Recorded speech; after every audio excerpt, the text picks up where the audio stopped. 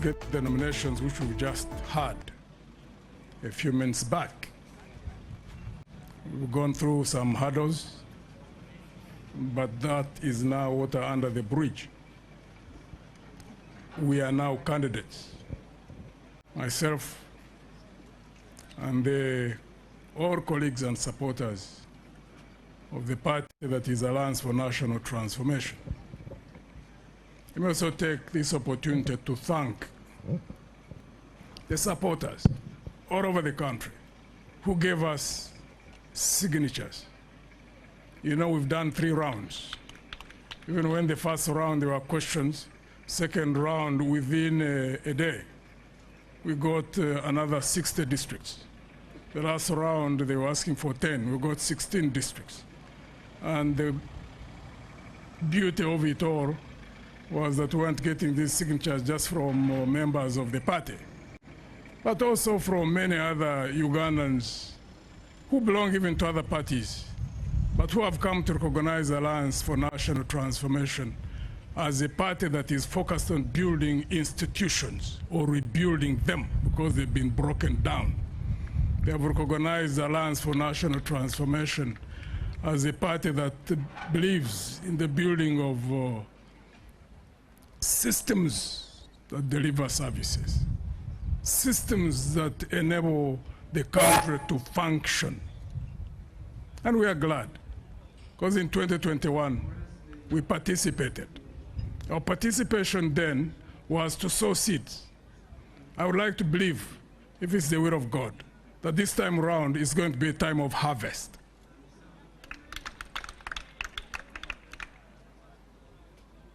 "63 years of independence, even for human beings. At 63, you've gone through quite a number of stages. You came from a baby, a toddler, and then you start walking and running, and you go through teenagers, and then you become middle-aged, you become old. You do a number of things through that whole process. A country at 63 should not be operating as if we are still in teenagers. We are stuck, been stuck in a vicious cycle, 63 years. Saying things is easy. And as we do as politicians, all over the world, by the way, one thing we do is just say things. The biggest challenge that I notice, and I believe many people notice, is the inconsistency between what we say and what we do. Because every time when there is conflict between theory and practice, there is bound to be conflict. You don't see it only here in this country, you see it in the region, you see it on this continent, you even now see it in a number of other countries globally. We have a problem. There's absolutely no reason why a country like Uganda were endowed in terms of fertile soils, in terms of the wealth that we have underground. Gold, copper, tin, bauxite. Now we've even got rare earth minerals. That a country like this, you could still find poverty anywhere in this part of the country. Freshwater bodies, River Nile, which runs from the source of the Nile until where it exits near Nimle, along that whole patch. You don't find any commercial agriculture or irrigation is used other than the big plantations of sugar in ginger. That's a reflection of the ineptness or sheer irresponsibility on the part of the political class in this country. Because when I talk about this, I'm not only talking about the current regime. We only had hope, those of us went the bush to fight for 5 years. And we took power. And we condemned all things that had happened before. And we believed that there was a cutoff point that we were going to redirect politics and the management of the economy of this country into a new direction. Unfortunately, that has not come to be. And here again, we are in this very mess, with a country that is literally broken, institutions compromised, systems broken down, and worst case, the population itself has been brought down to its knees. General Museveni was here. I think he has been nominated as a candidate. I think for the 7th time. I keep hearing him talk about moving to middle income. It's not about middle income. It's not about GDP. It's not about all nature of things. However much any economy anywhere on this planet grows, if the population to whom that economy is supposed to serve is broken, then you wonder, where is your focus? Because we have seen countries that have got roads better than we have. More kilometers of tarmac roads, more capacity in terms of power generation and distribution, better cities, water systems that supply all citizens in the country, better educational systems, stronger armies, but they all broke down. You can check them out. They are there. Libya is the best example here on this continent. Country like Zimbabwe, Ivory Coast in West Africa. When you focus on the things which are seen by the eye, and you don't focus on how to develop the people to whom these things are supposed to serve, you're focusing on the wrong direction. And that's why I would like to ask the Ugandan people to retire General Museveni this time around in a peaceful way, because he cannot take this country any further beyond where we are now.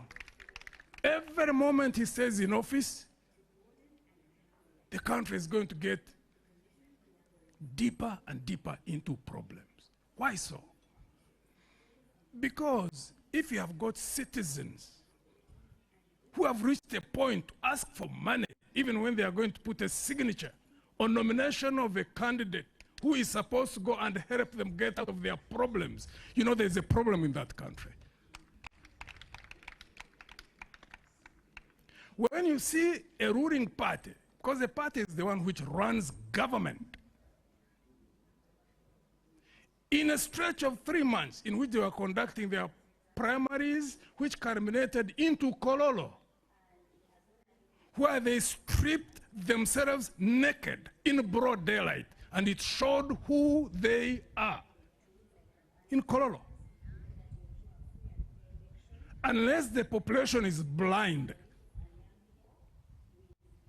unless the population, if our citizens are willful captives, then they can continue with General Museveni and NRM, because Kololo would have been enough for the country to retire that group in power. Because in Kololo, they were electing SEC. SEC is the Central Executive Committee of the ruling party. And people were being bought like you buy goats in a market.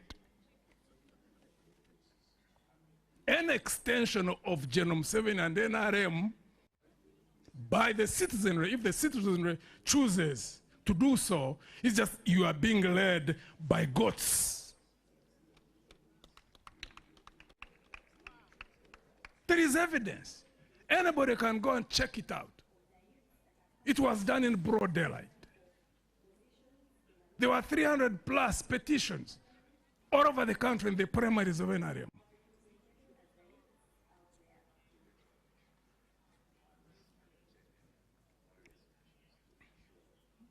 We all want a better future. I have no doubt about that. I know that there is a deep desire within our people to have a better future, where systems function, where if anybody cheats you, maybe takes your land, even if you don't have money, that you can access investigative capacities of a police, that nobody would ask you for a bribe, that nobody would intimidate you, whether they have money, whether they're in power, and that you can go to the courts of law, and that the DPP's office can also carry out prosecutions in a transparent way, so that a citizen would feel secure in the knowledge that the law protects them. That's not there. That's not there. Right now, anybody who has money or is in a position where he can have soldiers do anything with it, that's what they call impunity. That's the impunity that caused the coup in '71 when the first Obote regime was removed. That's the impunity that caused the thrashing of the regime in '79. Same impunity that caused the second fall of the UPC regime. Rutwa only took 6 months, so there wasn't even enough time, I think, for him to do anything. So we took power, and we thought that would be the end of impunity. Now it has been reorganized in a more systematic way. One thing I can get my cap off for General Museveni. He has deliberately, consciously, persistently done what he has always desired in his heart. So I take off my cap for him. He has broken our people.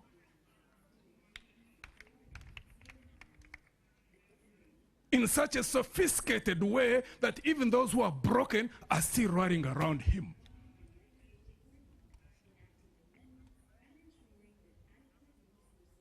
That's what the country is.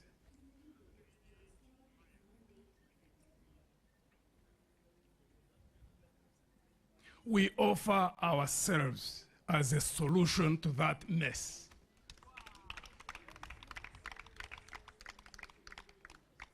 First, we don't look at infrastructure as the primary factor. We don't look at roads, we don't look at bridges, we don't look at power generation and distribution. We don't look at health services, we don't look at educational institutions. We don't look at rail. We look first and foremost as the primary factor of the development process, the human being, the citizen.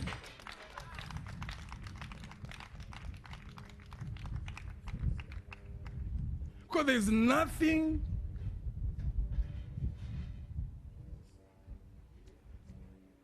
that can contradict the logic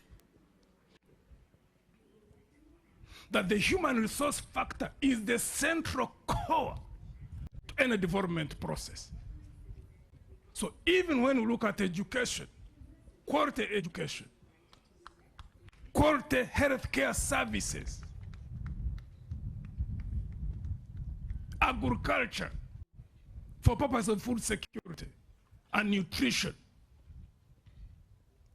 as facilitating factors to that core, the human being, the citizen, the human resource capacity.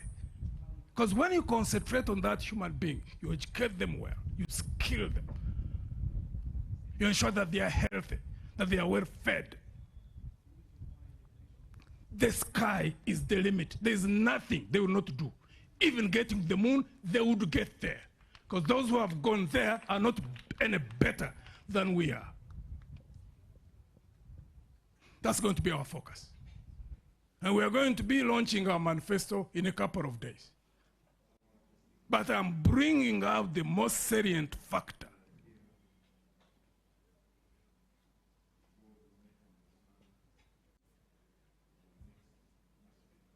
General Museveni keeps talking about peace.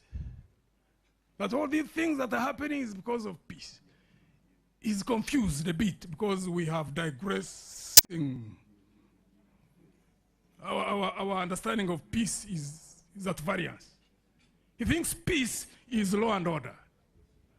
Peace is not the absence of war, as I heard him talking about it 2 days ago. Peace is the presence of justice. If you got injustices in a country and you don't have